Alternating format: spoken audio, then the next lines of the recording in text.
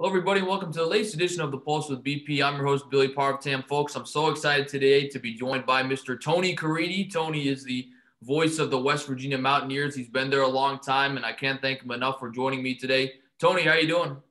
I'm great, Billy. It's good to be with you. It's my pleasure. For sure. And I wanted to start off with, how have you been handling this pandemic? I mean, we've been dealing with this now for 10 months. It's affected our lives both personally and professionally. How has it been like for you dealing with this pandemic? Well, like everybody else, extremely unique. As everyone knows, it's not only changed, obviously, our world as far as day to day goes, but in the profession of broadcasting, it certainly made things really different. It started for us last March when we were in Kansas City for the Big 12 Conference Tournament, and we're never able to play a game. It got called off the day we were supposed to start playing. And obviously, everything's been just unbelievably different since then. We were able to get through football season. We played 10 games in total, and it was unique in football as well. We minimized the size of the crew that we had at home games, and then really sized it down on road games due to concerns for COVID. When we did football on the road this year, we had a sideline reporter, myself, and our engineer, and that was it. And we had our analyst back in Morgantown, in the press box in Morgantown. He was watching the game on a fiber feed, and they were doing all the pregame, halftime, postgame from Morgantown, and we would insert the game. And, you know, it worked in this weird world good enough. It wasn't great, but we got through it. And now in basketball, we are not traveling at all for hoops. We're either doing it off of a monitor when it's in a road game, but we are inside the WVU Coliseum for home games. For sure. Well, let's go back to more happier times, Tony. You grew up in Lockport, New York, just outside of Buffalo. When did you know you wanted to become a sports broadcaster? Well, it's a good question. I knew I wanted to do something in the communications world at a very young age. When I say young, I'm thinking like fifth grade. That young. And I remember telling my seventh grade teacher that I would own a radio station one day. So probably like way ahead of the curve as far as most people go. I would go to bed at night listening to the Buffalo Sabres, to the Buffalo Braves, which are the now defunct NBA team that was in Buffalo at that time, for those that are younger. And I just thought that would be a great way to earn a living. I just thought that would be really neat. In fact, the voice of the Sabres lived in my hometown of Lockport, New York. His son was a year younger than me. And so I had that connection as well, just kind of like, wow, that's someone that I know that does that. And, kind of became enamored with it, went on to college. And as soon as I started to, get really involved in it and see what it really was like, that confirmed for me, that's what I wanted to do. And you went to Syracuse, the mecca of sports broadcasting. And while you were there, I mean, you were classmates with all these guys: Bill Roth, Sean McDonough, Dan Horde, Greg Papa, Jim Jackson, and more. I mean, what was it like to go to Syracuse and be classmates with those guys at that time? It was wonderful. It was absolutely fantastic. And, that's a long time ago now. So that was the class. We graduated in 94, 94, 2004, 2000. We're talking like almost, right? We're over 35, heading toward 40 years. And it seems like 40 days. But it was a wonderful time, because you were around people that wanted to do the same exact thing that you wanted to do. I think that it raised the level of professionalism. It also showed you the level of competitiveness that is going to be in this business. And all the way around, it was just an invaluable experience to do that. And again, that's something that, we have remained close through the years because of that. So it was obviously life-changing. How did this opportunity come with West Virginia, which you've been associated with for so many years? Really weird deal. And there's kind of a lesson to it, I guess.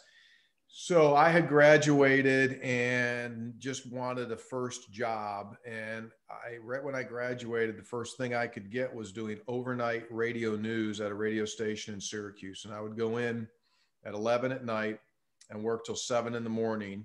and would do overnight newscasts. So think about that. Like most radio stations nowadays, unfortunately, like 5 o'clock, 6 o'clock, they shut it down, right? And they were doing overnight news, top of the hour, in addition to a bunch of other stuff that you would have to do on that shift. And so I did that for like almost 2 months. And I got a phone call on a Saturday morning from a guy in West Virginia, in Morgantown. And he said, the news director at your student station, WAER in Syracuse, gave me your name. I've got a news job open here. And I had thought at the time that I was going to be getting a job in York, Pennsylvania, doing sports. And so I kind of blew him off and said, I'm not a news guy, but I appreciate it. Well, in a matter of days, the York thing falls apart. So I call him back and said, hey, guess what? I really am a news guy. I really am a news guy, because I knew that I just needed to go somewhere and get on the air. Because as you probably know, this business is so repetition based. You've got to get repetitions regardless if you're reading the news, if you're doing sports, or whatever it is that you're doing. And so I came down and said, okay, I looked around, the equipment blew my mind out. The equipment was state of the art. Like no one had any better gear. And, I mean that. And that was just, it's a privately owned company. And at that time had 2 radio stations, an AM and an FM in Morgantown. And so get the job, get into news, start doing it, and had a little opportunity to get into sports as well, because it was the flagship station for the Mountaineers Sports Network. And just in a quick amount of time, they decided to start a statewide news and sports radio network called the Metro News Radio Network. And I was able to just kind of catch on to those coattails and just continue to get more and more opportunities. The people that I worked for were extremely willing to give me opportunities to get involved. And so I got involved with the Mountaineers Sports Network as a feature reporter, doing for their television show. I was doing high school sports. I was doing radio pregame and things like that. And then, over time, they were good enough to allow me to freelance. And so long before I became the play-by-play guy at West Virginia, I would leave every weekend and I would do what is now the Westwood One College Football Game of the Week, and got involved with the Atlantic 10 Conference in basketball, then eventually the Big East Conference and other things. And so I always stayed in Morgantown Monday through Friday. That was my main job. And then would do, the other things. And as time went on, 1996, the legendary voice of the Mountaineers, Jack Fleming, became ill at the start of the football season. And Jack had been the voice for over 40 years. And that, allowed for an opportunity. And at that point, it made a great deal of sense to me to do it, to accept the job. And, as I said earlier, how fast time goes by, again, it seems like it's weeks, not years, but that's how fast it goes. For sure. And you've had a great run there. What are some of your favorite memories behind the mic for the Mountaineers? Well, I have been really fortunate. We've had a lot of great memories. I had the opportunity to work with Don Nealon, who's, an all-time great coach, a Hall of Fame coach, and he led West Virginia to 2 undefeated seasons and played for the national championship in 1988. That led to Rich Rodriguez, where we had, great success with the Pat White, Steve Slayton, Tavon Austin crew. And so we're able to win, a Sugar Bowl, Fiesta Bowl, an Orange Bowl, and just had a great run. And then, in basketball, same kind of a deal, a regular participant in the NCAA tournament through the years, with John Beeline taking over the Mountaineers. West Virginia had a great run as well. We got to an Elite Eight and just by a shot missed a chance to go to the Final Four. Then Bob Huggins came in. Hugs is now in his 14th year, and Hugs led us to the Final Four in 2010. And so all of those, that's a long answer to your short question, but, I've just been really fortunate to kind of, again, be along for the ride when they've had success. I want to go back to one particular day in your career. I was looking this up. December of 2002, you broadcasted a bowl game against UVA in Charlotte, North Carolina, and then you end up flying to Las Vegas to broadcast a West Virginia game against UNLV. I mean, what do you remember about that day? That's got to be crazy, broadcasting two sports in two different parts of the country. I remember that I got bummed out that I had to connect in Atlanta. If I could have just flown, if I could have gone Charlotte to Vegas straight, I wouldn't have had a problem. At that time, the executive producer of the Mountaineers Sports Network, he was totally open to like, hey, if you think you can do it, do it. And it just worked out. I had a ride waiting for me. Fortunately, here's why it worked. We kicked off at 11 a.m. in Charlotte, and we didn't play in Vegas until I think it might've been 9 o'clock their time. So it worked and got through Atlanta. And I did get, I missed 12 minutes of the first half, took over in the second half, and did it. And I look back at those things, those are fun to me. Again, I had, as you know, when football and basketball cross, things get weird. And I've had many opportunities to do weird stuff. And so whenever I do, I enjoy that part of it. That's obviously all pre-COVID. You wouldn't even think about doing it now. But I've done games and basketball tournaments in Puerto Rico. And literally, we win a game in Puerto Rico, and I don't even stay for the post-game interview because I had a ride waiting for me, get to the airport, fly to Louisville, play Louisville in football, do the game on Saturday, get up Sunday morning, fly back to Puerto Rico Sunday night, do the game Sunday night. So again, those are great opportunities. I absolutely love it. So it doesn't, I don't know if that'll ever happen again, Billy, because COVID eventually obviously is going to clear and will be onto our lives. But I do think that technically people have now learned that you can do things remotely, and that probably, when those situations come up again in the future, they'll just go like, hey, we can do this thing remotely. But that's how it used to be. For sure. And I wanted to ask you about the Virginia Tech West Virginia rivalry. Now, it hasn't been as prominent recently because the two teams don't link up as much anymore, but the Black Diamond Trophy, I mean, there's been a lot of great memories over the years. You've worked with your friend Bill Roth as the opposing broadcaster for many of those games. I mean, what are some of your favorite memories, Virginia Tech, West Virginia, and how do you just describe that rivalry overall? Really good. For West Virginia, Pitt had always been the biggest rival, right? The history of the rivalry, the length of the rivalry.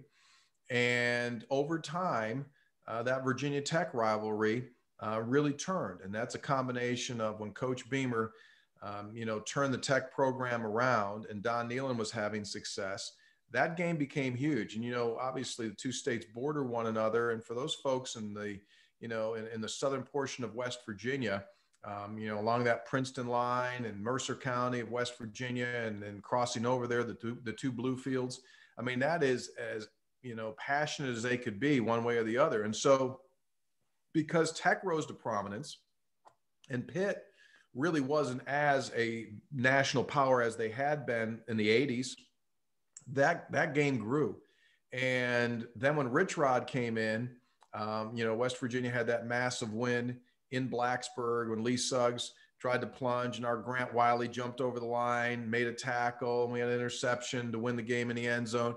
Just the answer to your question is I just remember unbelievable crowds, explosive sound, wonderful, huge plays, some that went West Virginia's way and some that didn't. The Michael Vick run to set up a field goal for a walk-off, that'll always be remembered. That'll always hurt. Had them. But I just remember that's what it should be, right? That's what a rivalry should be like. You win some, they win some. Fans absolutely love it. It was a fantastic rivalry. And, Lane Stadium, to me, that was the loudest place that I could ever remember. I mean, when they had it going, it was off the chart good. It was similar to Mountaineer Field, deafening. And that's the way that it should be. And that's the question I want to ask you, Tony, is that, you look at two prestigious programs like Virginia Tech and West Virginia, haven't really been able to have any national success recently, especially with the implementation of the college football playoff. And it seems like there's only been really a few teams every year like Alabama, Clemson, Ohio State that you really feel like have a chance to win it all. And then a lot of these other teams, even prestigious schools, are playing catch up. I mean, do you think that's a problem in college football? Do you think there's any way to remedy the situation, or do you think it's simply look, the best players are going to continue to go get recruited by the best schools, and we're kind of in this situation for a while until someone else can step up.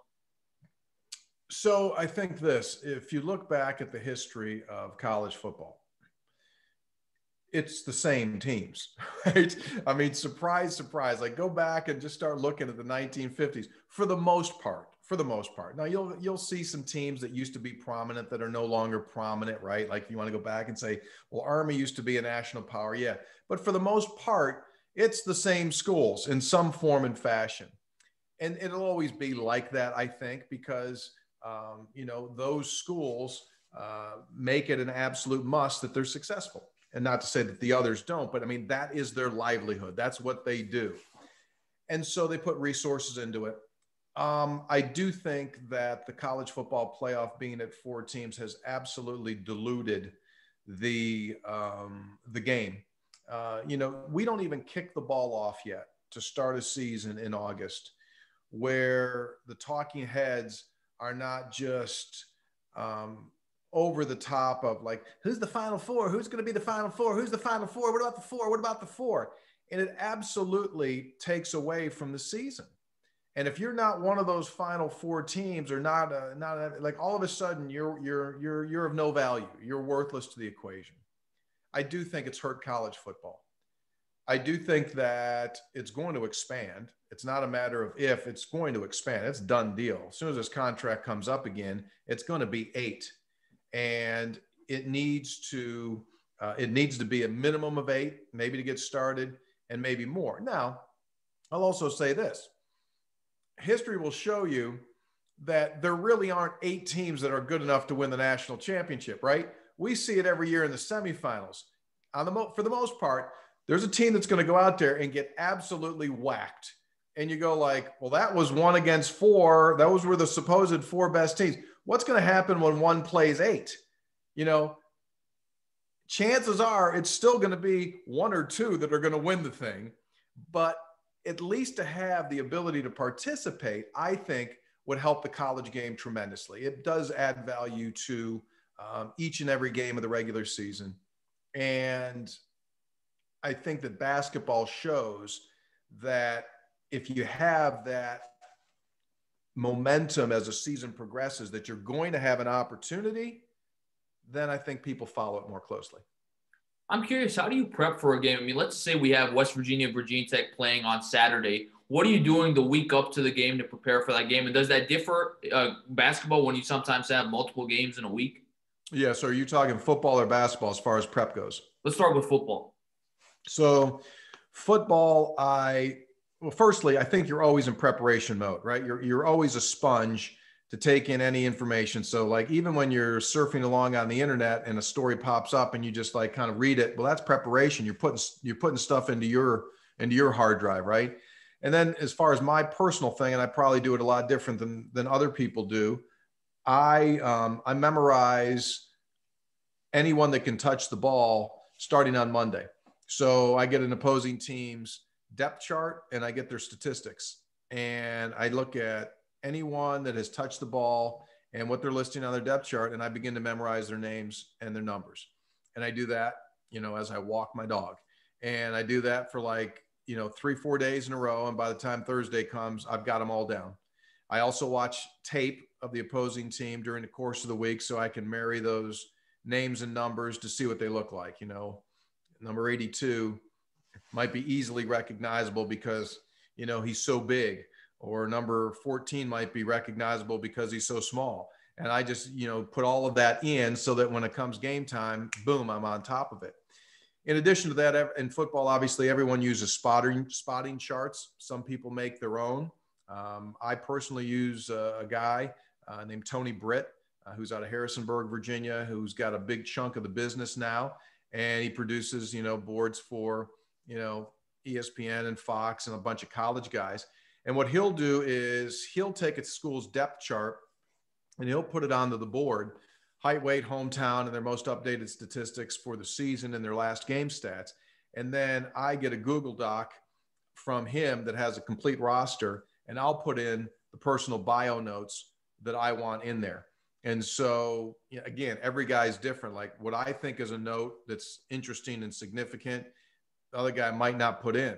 And, you know, to me, it helps because my handwriting's so bad. In the days of old, I used to, you know, do them and it looked like a mess. So that really helped me. And I just put all that information in there. He takes the input from that information. He produces the board, sends it back to me as a PDF, and then I print it. And my boards are 11 by 17. You know, offense, defense. I have those in front of me. I put them on foam core. And that's what I do.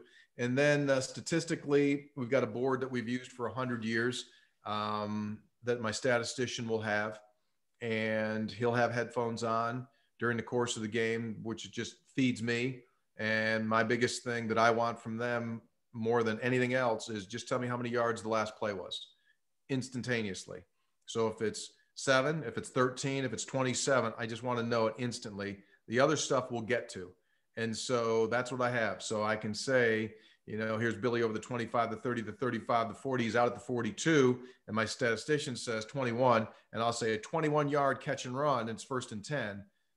That's to me important. And so that's basically football preparation. It's a week-long process.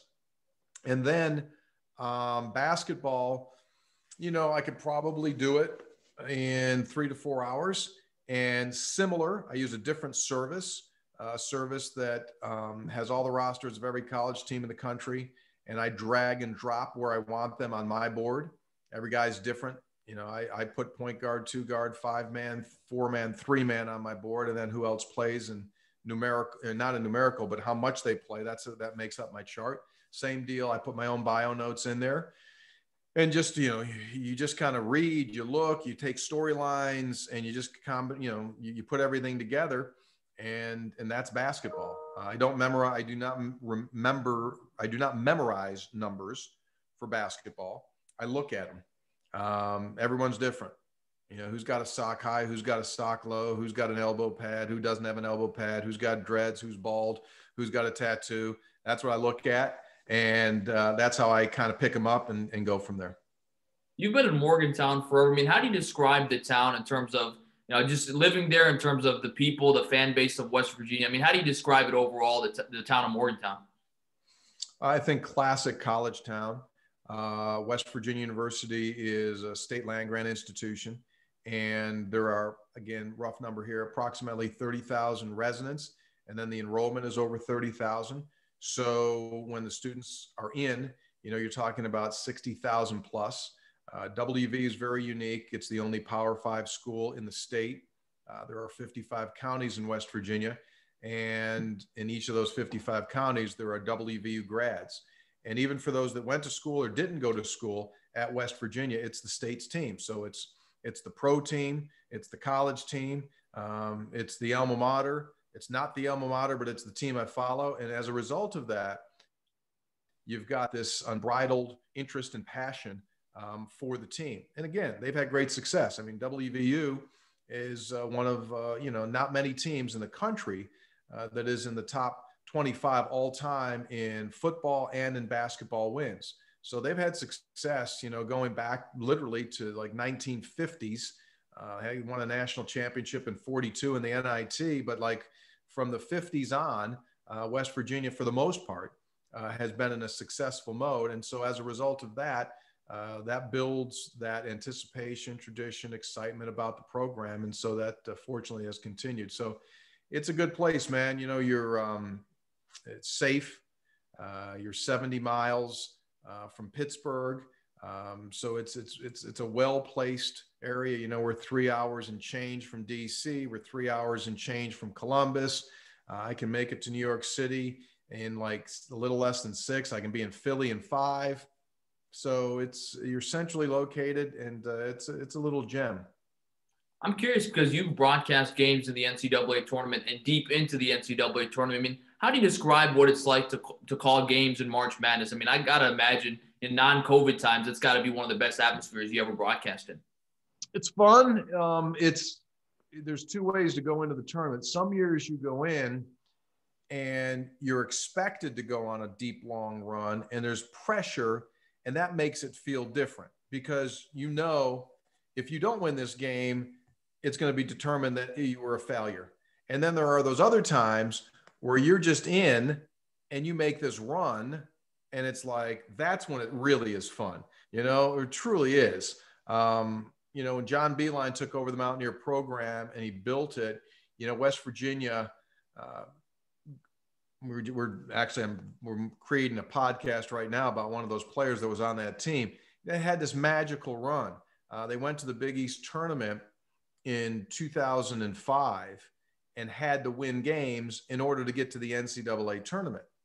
And they have all these problems where the plane gets iced out and they can't fly to New York. They got to fly to Scranton. Then they get on a bus in Scranton. They drive to New York and they get stuck in a tunnel. And they get to the hotel like 2 a.m. And then the hotel elevator gets stuck. And there's like 5 guys on the elevator. And they have to play the next day at 2 p.m.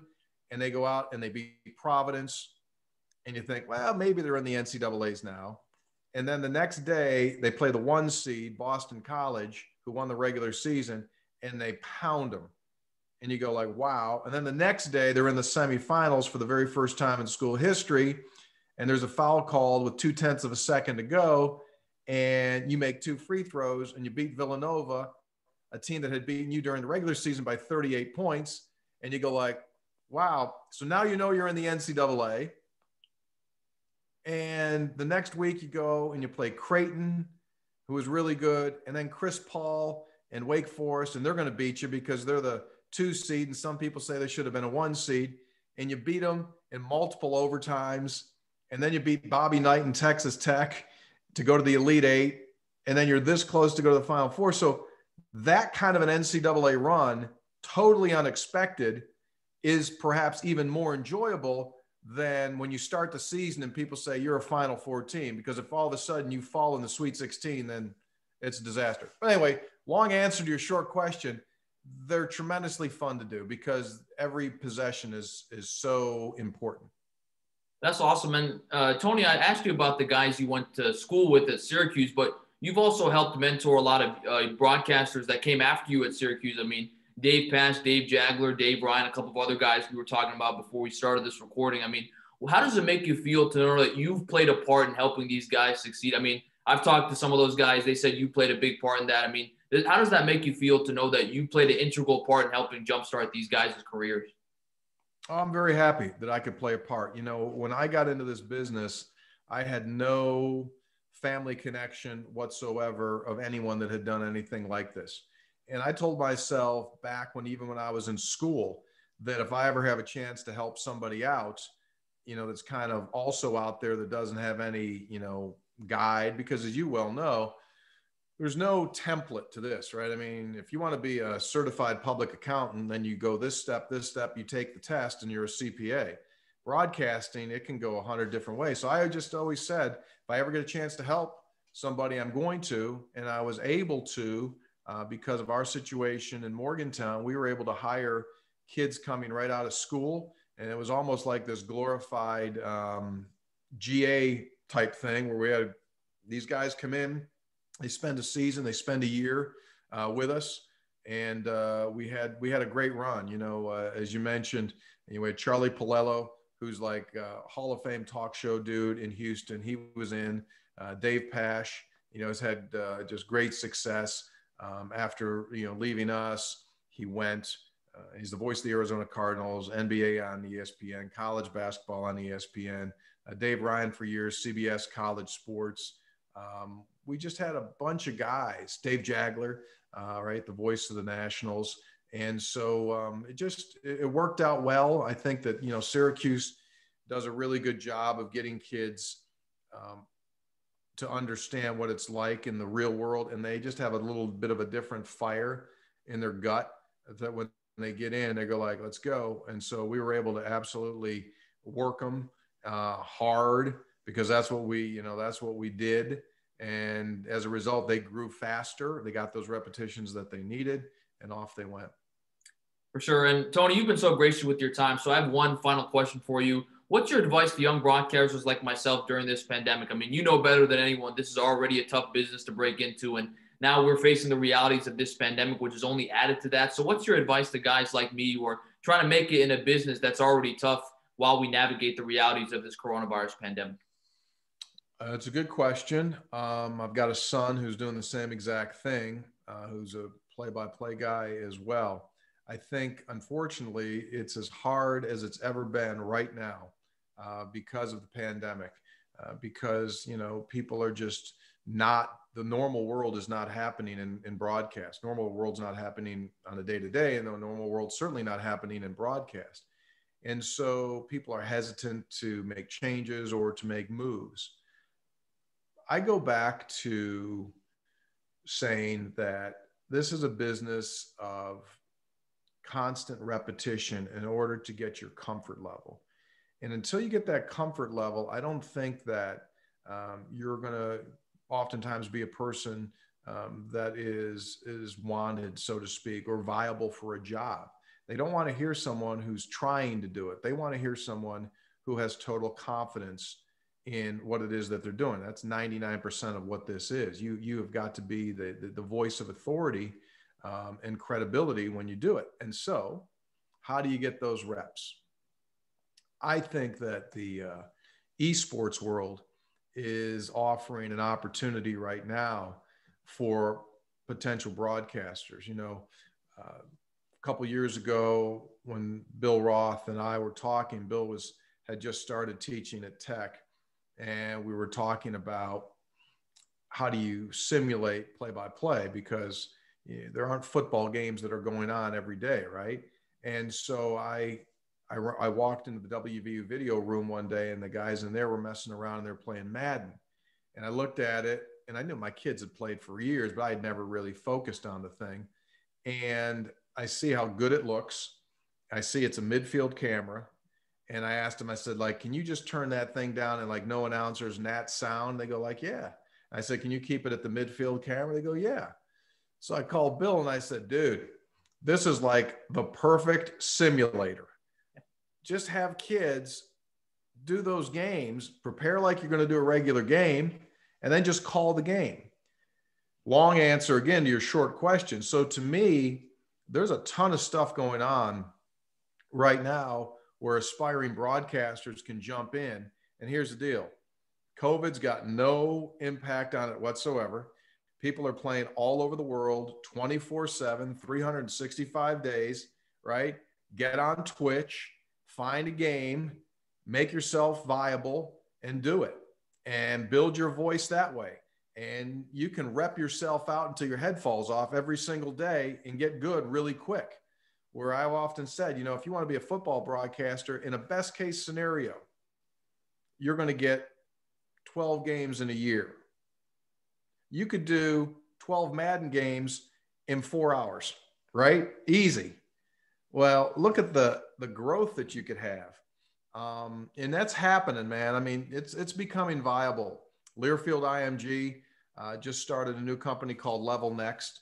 They're making a huge move into college esports. I was part of a broadcast within the last 2 weeks where they had a $150,000 Madden tournament. Championship was just this past Sunday. A kid from Northeastern won it on a walk-off field goal for 25 grand. But that's happening, man. And I know some people say, well, esports, and I'm not going to say, hey, every esport's going to be for you. But if it's football, hockey, soccer, NBA, I mean, there are opportunities to get, conventional sports experience. So I would lean heavily into that at the same time, trying to get as many opportunities in the other, traditional sport broadcast. But I would marry the two together is what I would do. I would do both. Make yourself completely open. You're eventually going to get hired by the number of tools that you can bring to a prospective employer. So if you come up, Billy, and you say, I got Billy applying for a job and I've got Bobby applying for a job. And Billy says, I can shoot video, I can edit video, I can record audio, I can do a podcast, I can write broadcast, I can go on camera, I can do play-by-play of this sport, that sport, and this sport, and I can do esports, and I can do this for you. And the other dude says, I can write for print, and I can write for print, and I have also hosted a talk show. Well, who am I hiring? I'm going with the guy that can give me the most. Like anybody in the sports world, like football, we use the baseball analogy. You know, is he a 5-tool player? Can he hit? Can he run? Can he hit for power? Can he throw? Right? All those things. I'm hiring that guy. So my answer is make yourself so versatile that when someone says, hey, can you do this? You go, yeah, I can do that. When you get to that point, then people will go like, okay, I need you. That would be my answer. Sure. Well, Tony, this has been such a pleasure getting to hear all the stories from your career and your insight. Thank you so much for joining me today. Can't tell you how much I appreciate it. That's my pleasure, Billy. I appreciate it. Thank you. That's Mr. Tony Caridi, the voice of the West Virginia Mountaineers. This has been such a pleasure joining him on the latest edition of the Pulse with BP. I'm your host, Billy Parvatam. Take care, folks, and we'll see you next time.